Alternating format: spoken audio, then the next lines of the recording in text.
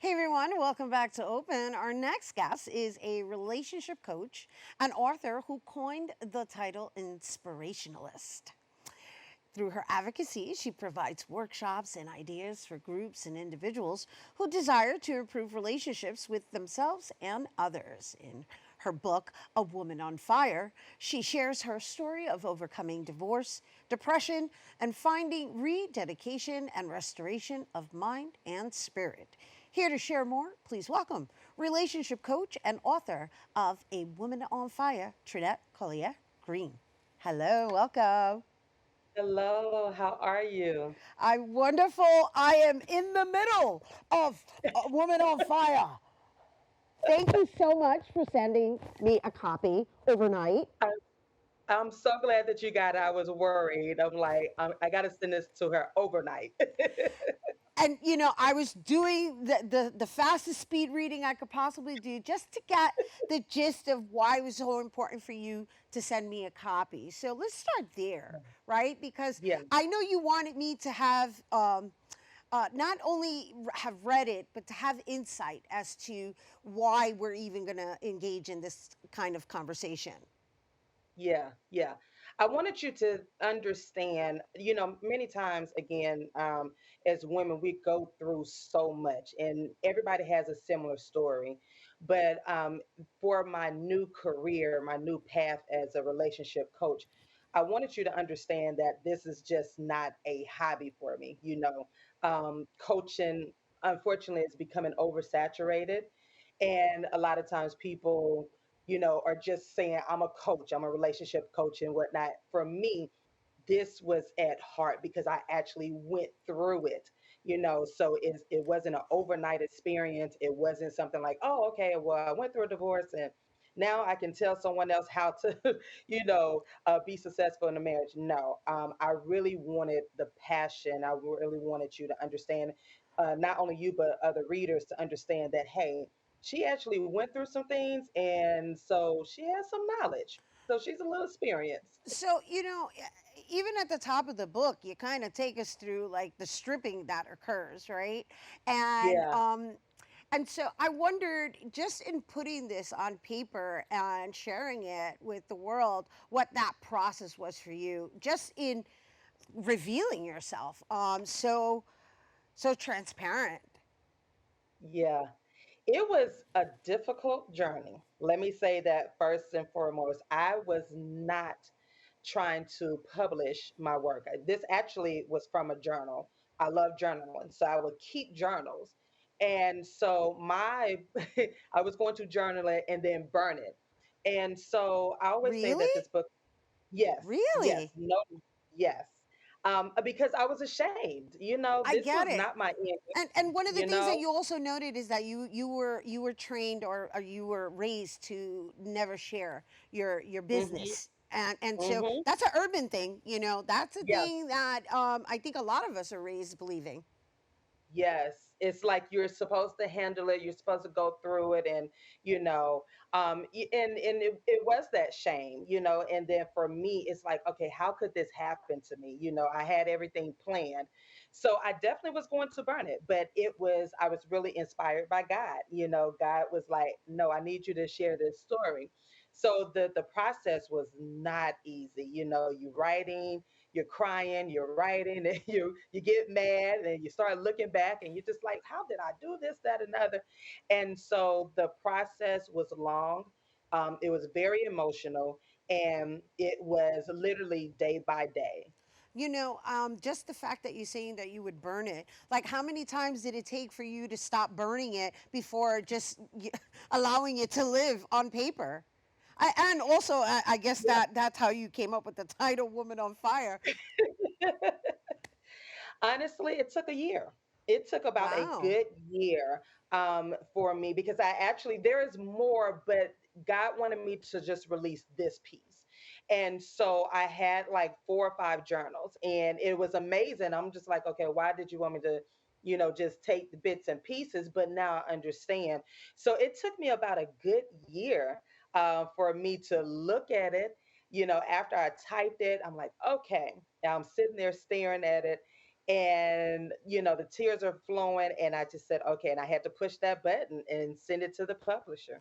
So altogether, what kind of time span are we looking at? From, I mean, I don't want to pry, but I mean, obviously you put it on paper, Yeah, and it's there for people to read. But the actual steps that you describe in your marriage, in the divorce, in your commitment to God, and differentiating your spirituality as opposed to religion, in just going in and being stripped of your entire essence to become a spiritualist. yeah, yeah. It was, I got divorced in 2007. So that entire from 2007 up until 2013 is when I released the book. It was that was a period of healing, really sitting back and just taking a deep breath. That was the moment where I had to be isolated and really understand my healing process. I had to rediscover who I was, because again, I'm an advocate for people not to jump right back into relationships, after a major breakup of any kind. You have to give yourself time to breathe. And so for me, yes, I love relationships and I wanted desperately to be married again, However, I knew that mentally, physically, spiritually, all of this was not in alignment and it just was not good. So I had to really take that time out for me. So it was a period from 2007 until that 2010, 12 time that I had to just be by myself. And when I Wow, say by 8, myself, 9, 10, 11, 12, 5 years yeah, actually more. more. To be honest, I Okay, didn't get remarried until 2014. I mean, well, 2017, but I right. didn't start dating until around that time. So it was a period of just really by myself, like no dating. Um, I started dating myself. I started, like, again, I had to learn who I was. And so, hence becoming a relationship coach, right? So, what Yeah. advice do you have that you could offer, just, as succinct as possible? Because we're kind of running out of time, and I want to make sure that people get the gist of how you became a relationship coach. And I also want to discuss your coined term, the inspirationalist. So, if we could just, I guess maybe let's talk about the inspirationalist term Yeah. first, and then leave us with some advice for anyone who is also trying to rediscover themselves and or even acquaint themselves with themselves, because that's its own Yeah. thing. Well, throughout the entire process, I stayed positive. Of course, I had my moments. I was angry, all of that. I went through all of the emotions, but I will always keep a positive word, in my spirit. I will always write down affirmations or create my own affirmations. So people would be like, "You're so inspiring. How could you go through all of this and still keep a smile on your face?" It even made some people mad. They were like, "You're always positive." No one's that positive, so I'm just like, it's all God. I had a choice either to, you know, be sunk into my sorrows or keep it moving. And I chose to keep it moving, but I was transparent with it. There were some days I did not feel like smiling. There were some days I did not feel like doing that, but I knew I had to keep going. So that led me into becoming the relationship coach because I really want people to understand I'm just transparent like that. This is not an easy road. There are steps to healing, and it's not going to happen overnight. And no, you're not going to feel good all the time. However, you can come out on top. It's okay to start over. I had to do it, and it's been an amazing journey. So, before we go, I'm going to ask you a question. Is it in your development and or your workshops, right? Because I notice you have different styles that you apply. If I'm not mistaken, I saw something that related to creative writing.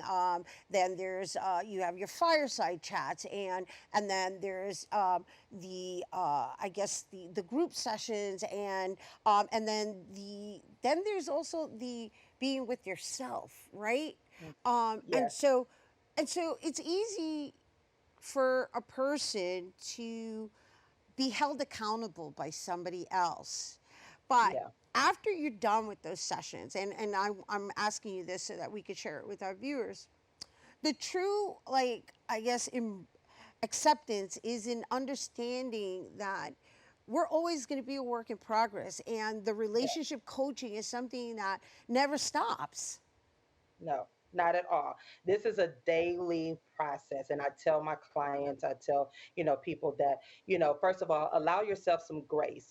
This is every day, it's a journey and life happens, and again, I want people to understand that I don't want you to beat yourself up if you don't meet a goal. We set goals and sometimes they don't go the way that we think they should go, but it's okay. You get yourself back up and you do it again, and you have to really be honest with yourself. And again, that's what I want people to understand, that, this journey, it again, there were many weeks, nights, and, and years that it's just, I almost gave up. I'm like, okay, I can't do this. But I promised myself, I promised my parents, and I promised God that as long as God gives me breath each day, that I wake up, I'm going to give it my best. And that's all I ask my clients to do. Give it your best. If you're not feeling well that day, if you don't feel like doing anything, it's okay. But we will do it again the next day. Wonderful. Thank you so much. Thank you for bringing it here. Thank you for sharing those words of wisdoms. You guys, if you didn't hear it, what she is suggesting, that we all allow grace to be a part of our everyday goals. Grace. Yeah. Thank you once again, Coach Trinette Collier Greene. She is also the author of A Woman on Fire. If you're interested in learning more, you can visit I am TrinetteLCollier.com. And yeah, you know what? Stay tuned because there's more open when we return.